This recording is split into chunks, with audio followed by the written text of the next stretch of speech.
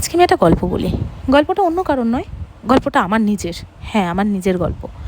আমি তখন ক্লাস 6-7-এ পড়ি। আমার মা বাবা আমাকে নিয়ে গেছিলো ঘুরতে তার কাকার মেয়ের বিয়েতে। কোথায়? শ্রীরামপুরে।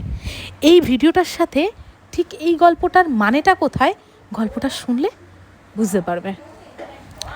আমার ওখানে গিয়ে যখন আমি ক্লাস 6-7-এ পড়ি তখন আমার বয়সী বা কত, আমি ঠিক ছোটই।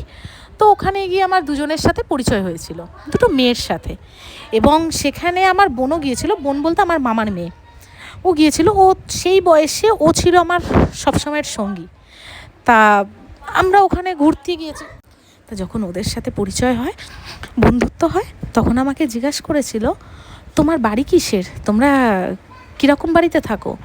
আমার তখন তো আমি ছোট, আমার তো মনের মধ্যে অত কিছু ছিল না। আমি বলেছি, হ্যাঁ, আমাদের বেড়া দেওয়া চারিদিকে, নিচে মাটি উপরে টালি। এই কথাটা শুনে মেয়ে দুটার আমার সাথে কথা বললো না। মানে ওদের কাছে বন্ধুত্বটা ম্যাটার করতো, বড়লোক গরিব লোকের, মানে গরিবরা ওদের কখনো বন্ধুত্ব হতে পারবে না, বন্ধু হতে পারবে না। দোতলা বাড়ি থাকবে, ছাদ দেওয়া বাড়ি থাকবে, তবেই ওরা বন্ধু হবে। কথাটা যখন আমি আমার বাবাকে বললাম, আমার বাবা খুব কষ্ট পেয়েছিল।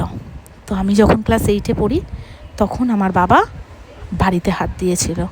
বেশি দূর না, লিন্টন অবধি হলো, আমার বাবা প্যারালাইসিস হয়ে গেল। ব্যাস ওই অবধি টিন দিয়ে থাকা হলো। তারপর আস্তে আস্তে ধীরে ধীরে আমার মা বাবা, মানে যেগুলো থাকে ফিক্সড ডিপোজিট ম্যাচুরিটি হলো, সেগুলো দিয়ে বাড়ি তৈরি করলো। 2টো রুম, একটা রান্নাঘর, একটা বারান্দা। কিন্তু এই যে ভিডিওটা দেখাচ্ছি উপরে বাড়ি তৈরি হচ্ছে, এটা আমার তৈরি করা, আমার নিজের তৈরি করা। সেই দিন আমি খুব আঘাত পেয়েছিলাম যে আমার মাটির বাড়ি বলে আমার সাথে কথা বলেনি, আর আজকে আমি নিজের হাতে তৈরি করছি বাড়ি।